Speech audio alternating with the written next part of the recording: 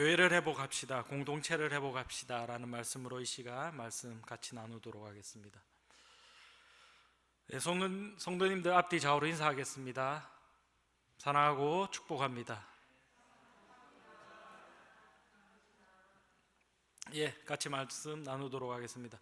성도님들, 10년 전에 방영했던 국민 예능 프로그램 하나 있습니다. 무한도전이라고. 그래서 요즘 아이들은 무한도전을 아는 세대와 그러지 못한 세대, 그래서 무한도전을 모르는 세대들 보고 MZ 세대라고 또 한다고 합니다. 그만큼 우리의 삶 속에 예능을 넘어서 성도님들의 삶 깊숙이 예능 프로그램이었지만 함께 했던 그러한 시간들이 많이 있었을 겁니다. 그러한 측면에서 저도 무한도전을 열심히 보고, 또한 저 역시 요즘 말로 무한도전 퀴즈라고 할 수 있습니다. 아마 여기 계신 성도님들 한 번쯤은 다 보셨죠? 이거는 제가 늘 보는데 안 보신 성도님들 없을 겁니다. 어떠한 에피소드든 간에 한 번쯤은 다 봤을 겁니다. 그 프로그램에서 누구나 다 알고 있는 국민 MC라고 불리어지고 있는 유재석 씨와, 그리고 하하라는 그 친구와, 그리고 무한도전의 몇 명의 친구들이 10년 전에 방영되었던 무한도전 에피소드 가운데 우토르 마을이라고, 일본의 우토르 마을이라고 그 마을을 찾아간 적이 있습니다. 일본의 우토르 마을은 일제강점기 시대에 우리 조상들이 일본 그 우토르 마을에 강제징용을 당해서 거기서 노역을 하며 힘겹게 살아가던 그러한 마을, 그리고 우리의 선조들이 살아가고 있는 그 마을이었습니다. 제일동포들이 살고 있는 그 마을에 일본은 그 당시 세계 2차 대전을 통해서 패망하였지만 그곳에 잡혀간 우리의 선조들은, 일부 사람들은 돌아왔지만 돌아오지 못한 사람들은 그곳에서 정착하여 우리의 조상들이, 또한 그의 후손들이 그곳 우트로 마을에서 각자의 여러 가지 사정으로 인해서, 여러 가지 이유로 인해서 그곳에서 남아 삶을 이어가고 있는, 정착하면서 삶을 이어가면서 살아가고 있는 그러한 모습들을 보여주었습니다. 프로그램은 우토르 마을에 남아있던 우리 선조들의 후손들을 찾아가서 그들을 위로하고, 또 한국 음식도 같이 나누며 한국인의 정을 느끼며, 또한 그들이 그 무엇보다 일본에 살고 있지만 한국인이라는 그 정체성을 다시 한번 그들의 가슴에 심어주고 돌아오고, 또한 그 이후에 또 여러 가지 장면들을 통해서 많은 가슴 속에 울림과 감동과 여러 가지 희망적인 메시지를 준 것으로 기억하고 있습니다. 저 또한 그 프로그램을 보면서 한국인이라는 것에 대해서 자부심을 느꼈고, 또한 많은 감동을 받았습니다. 그런 측면에서 오늘 말씀의 본문을 간단하게 살펴보면 이스라엘 나라에 대한 말씀입니다. 이스라엘 나라는 우리가 알고 있는 믿음의 조상인 아브라함과 그리고 이삭, 그리고 야곱의 12아들에 의해서 그 나라가 이루어지게 됩니다. 이스라엘 민족은 그래서 이스라엘 나라를 다시 회복하고 가나안 땅으로 다시 야곱이 돌아가고 난 다음에 이후에 여호수아를 거쳐서 사사들이 다스리는 사사시대에 접어들게 됩니다. 그리고 각자의 사사들이 일어나서 이스라엘을 다스리고 있다가 이 시기에 사사들이 다스리던 이 시기에 이스라엘은 영적으로 많이 타락하게 됩니다. 그리고 이후 사사시대 말미에 이스라엘 민족은 하나님이 아닌 인간왕을, 사사가 아닌 인간왕을 요구하게 되고, 그 요구에 따라서 이스라엘 나라는 베냐민 지파, 그리고 기스의 아들이었던 사울을 초대왕으로 추대하게 됩니다. 그러나 안타깝게도 사울 왕은 일찍이 하나님의 마음에 벗어나면서 하나님을 향한 그 마음을 끝까지 지키지 못하여서 하나님께서는 그에게서 왕위를, 베냐민 지파에서 그의 왕위를 빼앗고 다윗 집안, 유다 지파 다윗 왕에게 그 왕위를 물려주게 됩니다. 그리고 다윗은 자신의 아들이었던 여러 명의 왕자가 있었지만 자신의 아들이었던 솔로몬에게 그 왕위를 물려주며 유다 지파에 의해서 이스라엘은 그 나라의 명맥을 이어가게 됩니다. 이후 왕위를 물려받은 솔로몬은 그의 인생의 후반에 이방 여인들을 많이 두게 되고 우상을 섬기게 됩니다. 이후 솔로몬 왕이 죽게 되자 하나님께서는 그의 아들이었던 르호보암 왕 시대에 들어서면서 나라를 두 쪽으로 나누게 합니다. 그래서 우리가 잘 알고 있듯이 남유다와 그리고 10지파가 독립해서 나가서 여로보암을 왕으로 추대해서 북이스라엘 이 두 나라로 분열되며 이스라엘 나라는 두 나라의 역사로 흘러가게 됩니다.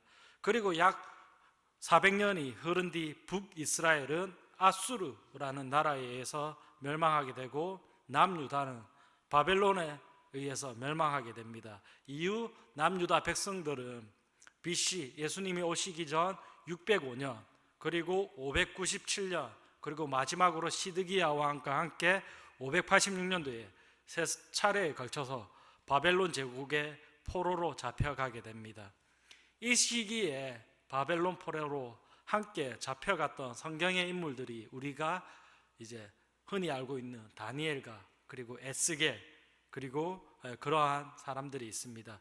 이후 바벨론 나라는 신흥강국으로 부상하게 되지만 그 외 그 옆에 있던 페르시아 당시 바사에 의해서 멸망하게 됩니다. 그리고 그 바사가 고대 근동 그 지역을 다스리기 시작하면서 이스라엘 민족을 향한 그 통치가 취약해지면서 이스라엘 민족은 바사 왕 고레스 시대에 그들의 조상의 땅인 가나안 땅으로 다시 돌아올 수 있게 되었습니다. 이후 오늘의 말씀은 그 에스라와 느헤미야가 바벨론 포로로 잡혀갔던 이스라엘 민족을 이끌고 돌아오는 그 장면의 말씀을 보고 있습니다. 이후 이스라엘 민족은 그들의 고향으로 돌아오자마자 이스라엘의 민족의 지도자들과 함께 하나님의 성전을 재건하게 됩니다. 에스라 1장 5절에 1장 5절을 같이 읽도록 하겠습니다. 제가 읽도록 하겠습니다. 에스라 1장 5절의 말씀입니다.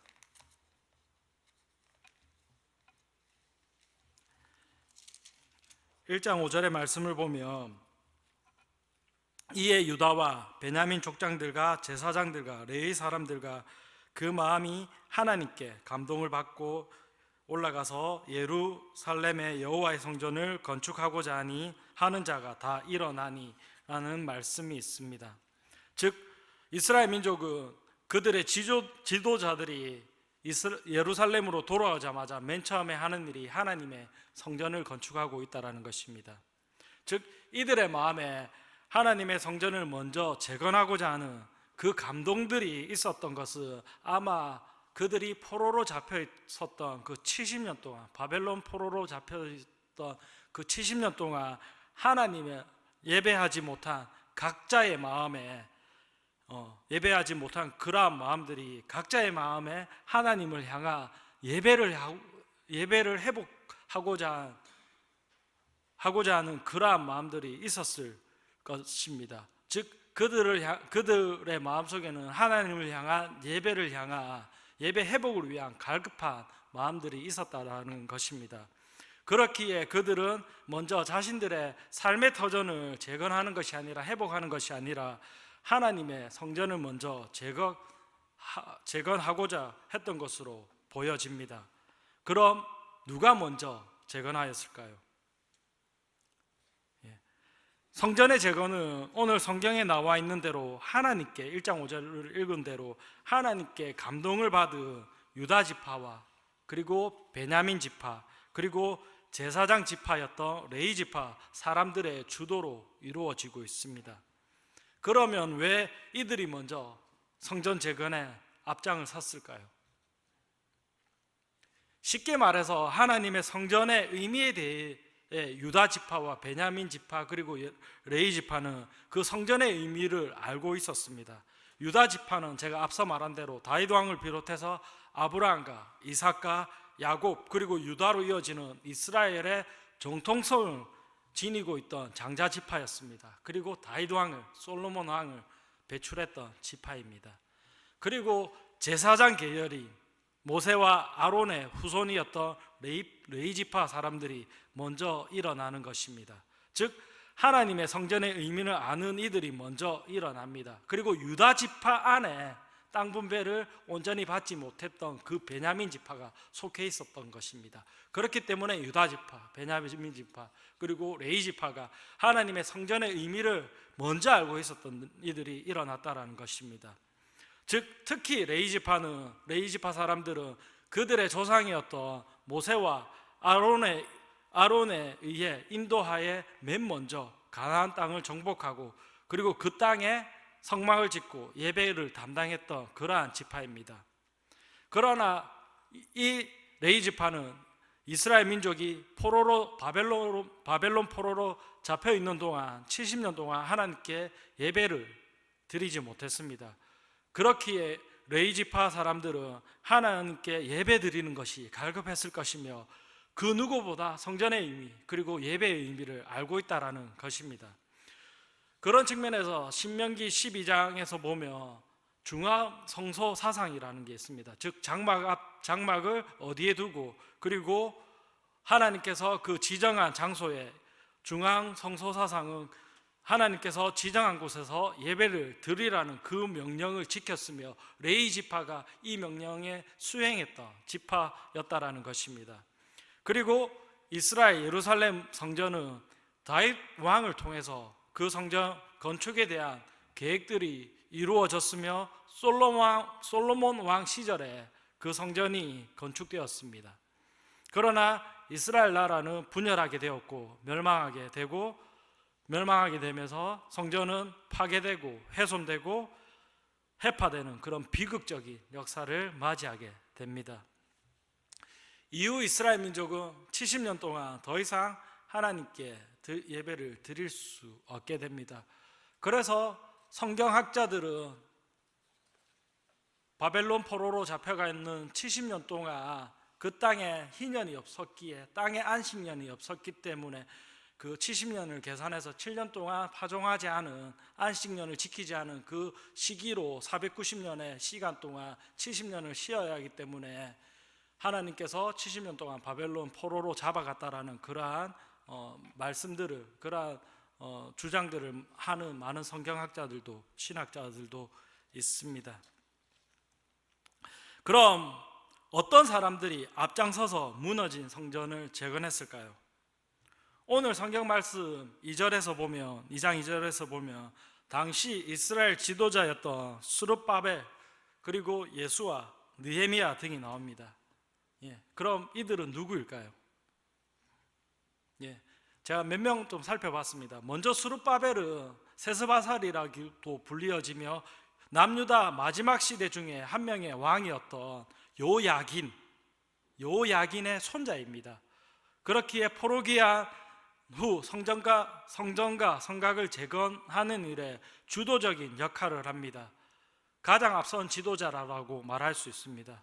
그래서 사람들은 재건된 예루살렘 성전을 오늘 성경에 나와 있는 대로 스룹바벨 성전이라고도 부르기도 합니다.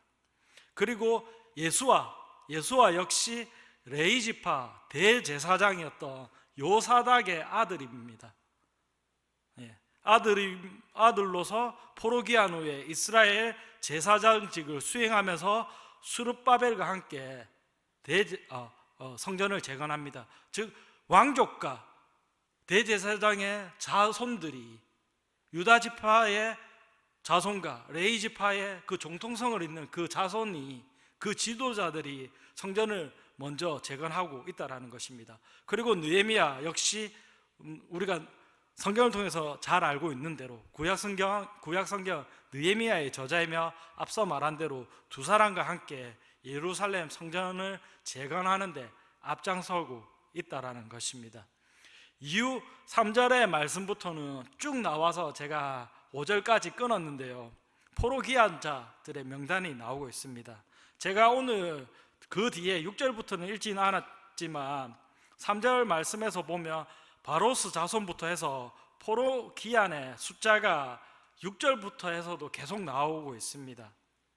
그러나 제가 이 말씀을 살펴보면서 분명히 포로기한에서 분명 이스라엘로 돌아오지 않은 그러한 포로들도 이스라엘 민족의 사람들도 있을 거라는 그러한 추정들을 해보았습니다. 분명히 있었을 겁니다. 그러면 왜 그들은 돌아오지 않았을까요? 네, 금방 답이 나옵니다. 사실 제가 작년 가을쯤에 새벽 예배 시간에 느헤미야 에스라의 말씀을 저희가 보았습니다. 그러면서 말씀을 전하면서 오늘의 본문의 말씀은 아니었지만 이런 맥락의 말씀을 전했던 것 같습니다. 즉 바벨론 포로 생활에 적응되어 그곳에 삶의 방식이 익숙한 이들은 돌아오지 않는 것입니다. 돌아오지 않습니다. 네, 제가 이 말씀을 다시 우리의 삶으로 다시 한번 적용하면 성도님들이 쉽게 생각하기에 교회 다니고 하나님을 섬기다가 때로는 교회에 실망하고 또한 목회자들이나 성도님들에게 서로에게 실망하고 상처를 주고 또한 세상의 문화와 환경에 또한 급속도로 변하는 이러한 세대 속에서 우리가 하나님을 떠나서 살아가는 그러한 삶에 익숙해지다 보면 교회를 떠나가게 됩니다. 그러면 우리가 그 사람들을 두고 세상에 붙잡힌 포로된 자라고 말할 수도 있다라는 것입니다. 즉 우리가 살고 있는 이 시대에 우리도 익숙함을 느끼고 타성에 젖게 되면 우리가 세상에 포로되면서 교회를 멀리할 수도 있다라는 것입니다. 이스라엘 민족 마찬가지였습니다. 그들의 정체성을 지니고 있었지만 바벨론 생활이 익숙하고 편해질 때 그들은 다시 그들의 나라로 다시 돌아가야 된다라는 그 명분을 잃고 만 것입니다. 제가 이러한 이야기를 하는 것은 소위 말해서 지금 우리 시대에 교회를 떠났던 어떠한 이유로 떠났던 사람들을 두고 우리는 소위 말해서 가나안 성도라고 이야기하고 있습니다. 그럼 그 가나안 성도가 어느 정도 될까요? 약 100만 명이 된다고 합니다. 이런 이들은 제가 앞서 말한 대로 성경의 말씀들로 인하며 바벨론 포로처럼 그 포로된 자신의 삶이 익숙하고 타성에 젖다 보면 그들의 눈에는 성전이 회복되고 교회가 회복되는 것이 그다지 큰 의미가 없을 수도 있다는 것입니다. 즉 하나님을 향한 그 예배함이 하나님을 섬기는 삶이 큰 의미로 다가오지 않을 수도 있다는 것입니다. 아니면 여전히 교회가 성전이 재건되지만 그 하나님의 성전을 향해서 큰 소망이 없어 보일 수 있다는 것입니다. 즉 우리가 교회를 회복하고 재건하고 공동체를 다시 회복하지만 교회를 떠났고 마음을 돌이키지 않은 그들의 더 이상 교회를 통한 그 어떠한 회복과 소망의 그러한 모습들을 발견하지 못할 수도 있다는 것입니다.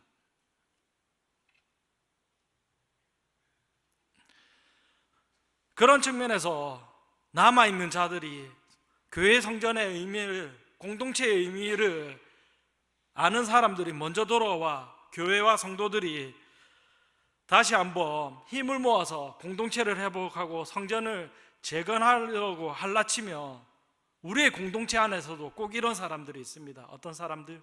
성전의 재건을, 공동체의 회복을 방해하는 세력들이 있다는 것입니다. 이 당시에도 느헤미야 2장 19절의 말씀을 보면 호론 사람 산발라, 암몬 사람 도비야, 아라비아 사람 게셈, 이런 사람들이 성전을 재건하는데 그들을 업신여기고 비웃습니다. 그리고 느헤미야에게 이렇게 이야기하죠. 저 성전은 여호가 올라가도 무너지겠다라고 비웃기도 합니다. 이처럼 우리의 공동체 안에서도 열심히 하나님의 나라를 만들고 공동체를 일구어 나갈 때 은근히 우리의 노력을, 우리의 성전 회복을 방해하고 해방하는 이들이 있을 수 있다는 것입니다. 아니, 있습니다.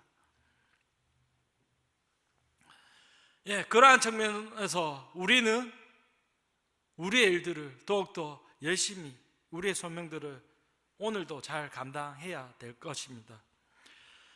그런 측면에서 저는 오늘의 말씀을 보면서 저희 한국교회가 많이 생각이 났습니다. 특히 2000년 넘어서면서부터 2010년대부터 십수년 전부터 이 땅의 한국교회는 교회의 문제 일부를 넘어선 것 같습니다. 많은 목회자들의 문제, 그리고 그런 문제들로 인해서 한국교회의 이미지가, 그 새신성이 많이 하락하고 있습니다. 그리고 교회 신뢰도가, 교회를 향한, 세상을 향한 그 신뢰도가 점차 하락하고 있습니다. 그런 면에서 저는 한 명의 목회자로서 먼저 이러한 잘못에 대해서 반성하고 회개하고 있습니다. 그리고 자성하지 못한 것에 대해서 미안함을 느끼고 있습니다. 그런데 문제는 교회가 회복되지 않고 자성되지 않고 이러한 문제에 대해서 사실 세상 사람들은, 세상은 그다지 크게 관심이 없습니다. 그런데 더 문제는 제가 앞서 말한 대로 교회가 또 다른 교회를 판단하고 우리의 이웃의 교회가 또 다른 이웃의 교회를 판단하고 비판하고 있습니다. 저도 이 부분에 대해서 회개합니다. 저도 하나님의 말씀을 전하면서 하나님의 말씀만이 선포되어야 되는데 그러지 못한 모습들을 성도님들에게 보여준 때도 있었습니다. 그런 부분에 대해서 저도 회개합니다. 그래서 세간의 사람들은 한국교회가 소망이 없다고 합니다. 교회 성도가 줄어가고 있고 교회를 떠나는 이들이 점차 증가하고 있다고 합니다. 그러나 저는 감히 말하기를 한국교회가, 즉 우리의 교회가 소망이 있는지 없는지는 우리가 판단하고 알 수 있는 것이 아니라는 것을 말하고 싶습니다. 왜냐하면 우리의 신앙과 행동을 통해서 한국교회가 소망이 있는지 희망이 있는지는 하나님만이 아신다라는 것입니다. 그리고 우리의 신앙과 행동으로 해서 그러한 변화와 공동체 회복은, 교회 회복은 충분히 이뤄낼 수 있는, 우리는 그러한 저력을 가진, 신앙을 가진 민족이라는 것을 저는 믿어 의심하지 않습니다. 그렇기 때문에 우리는 기도할 수 있습니다. 그런 측면에서 저는 요즘 유럽에 있는 영국교회에 대해서 관심 있게 보고 있습니다. 우리나라에 복음을 전해준 나라이며 영국과 스코틀랜드, 잉글랜드로 대변되는 그 영국교회는 전 세계 선교와 기독교의 꽃을 피웠던 나라입니다. 청교도 국가이며 그리고 또한 전 세계적인 목회자였던 찰스 존 웨슬리 형제, 그리고 마틴 로이드 존스 목사, 리차드 백스터, 존 맥아더, 로버트 맥체인 등과 같은 셀 수 없을 정도로 많은 부흥사와 목회자를 배출한 나라였습니다. 그러나 안타깝게도 애석하게도 지금 영국은 주일에 교회와 주일 성수를 지키기보다는, 여러분도 잘 알고 있는, 저도 좋아하지만 축구에 미쳐있는 나라가 되어 있습니다. 한때 영국은, 잉글랜드는 선교의 최성국이었지만 지금은 대려 선교지가 되어버린 그러한 나라가 되었습니다. 그러나 지금 영국교회는 약 1%대까지 추락한 그 영국교회와 그 성도들이 그들의 죄를 자백하고 각성하며 영적으로 다시 일어나고 있습니다. 즉 1%대의 그 성도들이 지금 영국교회를 움직이고 있고 다시 그 교회를 세우고 있고 교회를 회복하고 부흥이 일어나고 있습니다. 이러한 일들은 그 영국교회의 참된 의미, 성전 회복의 참된 의미를 알고 있는 그 1%의 교인들이 그 일들을 행해 나가고 있다라는 것입니다. 수년 전부터 2010년부터 매달 11월이 되면 나오는 책이 하나 있습니다. 김난도 교수가 쓰고 있는 트렌드 코리아, 그 책과 함께 수년 전부터 한국교회 트렌드라는 2023, 2024, 2025라는 책도 함께 출간되고 있습니다. 그래서 저도 트렌드를 따라가기 위해서 트렌드 코리아 2025와 함께 샀습니다. 그리고 그 책을 통해서 기고하는 한국교회의 수많은 전문가들이라고 말하는 많은 사람들이 한국교회를 전망하기를 2030년대 후반이 되면 한국 교인의 숫자가 불과 300만 명에 미치지 못할 것이라고 이야기하고 있습니다. 즉 10년 이내에 그 숫자가 지금의 숫자, 교인 성도의 숫자가 절반으로 줄어들 것이라고 비관적인 수치로 한국교회를 전망하고 있습니다. 내놓고 있습니다. 그러나 저는 그들에게 반박하고 싶습니다. 뭘 반박하고 싶냐면, 통계는 수치를 가르쳐 주지만 우리는 역사를 통해서 그 해답을 알 수 있다는 것을 저는 반박하고 있습니다. 즉 현존하는 현재이자 미래인 성도님과 저와 그리고 다음 세대인 우리 아이들이 우리의 믿음의 삶을 통하여 하나님의 교회와 역사가 우리가 이끌고 나간다면 이러한 수치는 말 그대로 예상과 수치에 불과하다라는 것을 저는 믿고 있습니다. 또한 그러한 일들을 저와 여러분들이 그리고 다음 세대인 우리 아이들에게 분명하게 가르쳐야 된다는 것입니다. 즉 교회와 전문가들은, 학자들은 숫자를 말하지만 우리의 믿음은 그렇지 않다라는 것을 우리의 삶을 통해, 믿음을 통해, 신앙을 통해 보여줄 수 있다라는 것입니다. 그러나 그렇게 되기 위해서는 우리가 가만히 있지 않고 전투적으로 맞서 싸워야 된다는 것입니다. 세상 시류에 대항해서 물질로 대변되는, 만몬에 대변되는 그 시류에 맞서야 됩니다. 그리고 우리의 이루어지지 않을 거라는 그 불신앙에 대해서 우리가 맞서야 됩니다. 그리고 포스트 모더니즘으로 대변되는 진리를 모르는, 왜곡하는 세상의 문화와 사상, 이념, 그리고 종교다원주의, 그리고 우리가 작년 10월 27일 뜨겁게 기도했던 그런 동성애들, 우리의 믿음을 무너뜨리는 그 모든 세상의 이념들과 사상들과 그 시류에 대해서 우리가 맞서고 싸워야 된다는 것입니다. 즉 이것이야말로 우리의 신앙과 성전을 해파하고 한국교회를 무너뜨리고자 하는 그 사단의 전략이며, 그 사단의 전략은 우리 성도들의 신앙을 통해서 우리가 이겨내야 된다는 것입니다.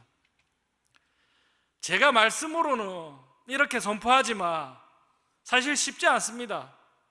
또한 넘어지고 너무나 쉽게 타협하고자 하는 것이 저의 신앙이며 우리의 신앙이며 성도님들의 신앙이며 우리의 현실일 수 있습니다. 그러나 제가 감히 성도님들께 도전드리며 한 가지 고무적이고 희망적인 사실이 있는 것은, 오늘 성경에 소개된 지도자와 함께 성전의 재건의 의미를 아는 그 백성들이, 즉 오늘 함께 예배드리고 있는 우리 성도님들 여러분들이 있음으로 인해서 우리가 함께 이 시대의 하나님의 교회, 즉 성전을 회복하고 재건할 수 있다는 것입니다. 그런 의미에서 바라기는 제가 뒤에 읽지는 않았지만 2장 3절에서부터 성경에 기록된 영광스러운 지도자들의 자손이자 우리와 같은 소시민들의 명단이 기록되어 있습니다. 즉 이들은 하나님의 성전을 회복하고 거룩하고 영광스러운 그러한 사람들이며 그러한 이름들이라는 것입니다. 그리고 더욱 중요한 것은 이들은 성전 회복의, 예루살렘 성전의 회복의 의미를 알고 있는 사람들입니다.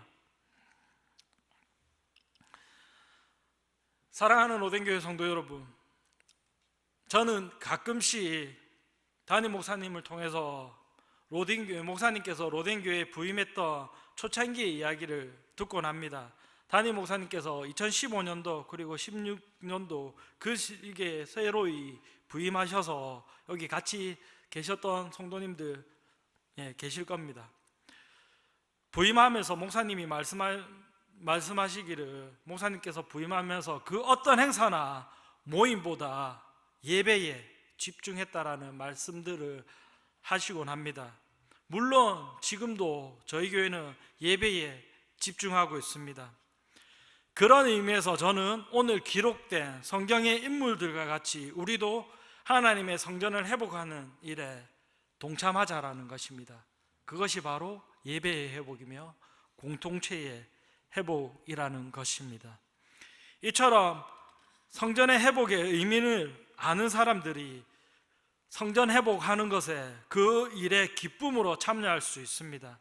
또한 해파된 예루살렘, 오늘날 우리의 교회를 재건하는 일들이 특별하고 대단한 그런 몇몇의 민족의 지도자, 이스라엘의 지도자, 우리 교회 목회자들의 영역이 아니라 우리와 같은, 저와 같은 성도님과 같은 소시민, 그냥 작은 성도 한 명 한 명의 헌신과 수고와 노력으로 이루어진다라는 것입니다.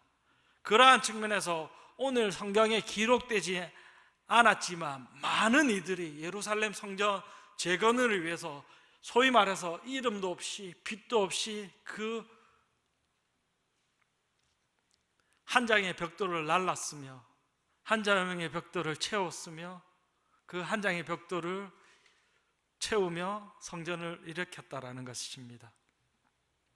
그러한 일들을 우리가 이 땅의 교회, 그리고 우리에게 맡겨주신 이 로덴 교회를 위해서 성도님들과 저와 함께 하자라는 것입니다. 오늘 말씀을 정리하도록 하겠습니다. 물론 눈에 보이는 교회와 성전이 중요할 수 있습니다.